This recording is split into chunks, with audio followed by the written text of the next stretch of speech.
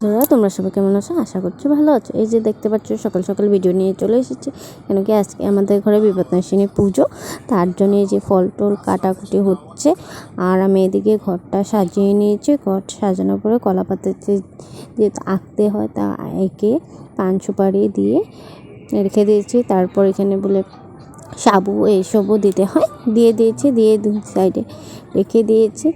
আর এখানে দেখতে পাচ্ছ সব রেডি হয়ে গেছে। আর এই যে ঘরটা বসিয়ে দিয়েছি, বসিয়ে দেওয়ার পর আর এখানে এবার মানে মাই পুজো করবো, অন্যবার তো বামুন আসে, এবার বামুন আসেনি। আর এখানে দেখতে পাচ্ছ 13টা বাতি দিয়ে দিয়েছে, আর আশেপাশে মানুষও বাতি জ্বালিয়েছে। আর এখানে দেখতে পাচ্ছ নবদ্র সাজিয়ে নিয়েছি। আর এই যে ঠাকুরকে একটাই করে সবাই ভালো থাক, সুস্থ থাক।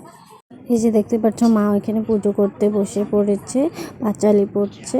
আর আমরা সকাল থেকে কিছু খেয়ে অঞ্জলি দিয়ে তারপরে খাবো। আর এখানে পুজো হতে হতে অনেক দেরি হয়ে গেছে। তারপর এদিকে রান্না বসাতে হবে।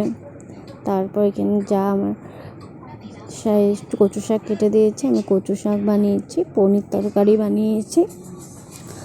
বানানোর পর এত খিদা পেয়ে গেছে, তাড়াহুড়ো করে খেয়ে নিচ্ছি। আর পাঁপড় ভাজাই করেছি, স্যালাড বানিয়েছি। আর বিকালে তো আরও ঘরে প্রসাদ খেতে ডেকেছে, যাব।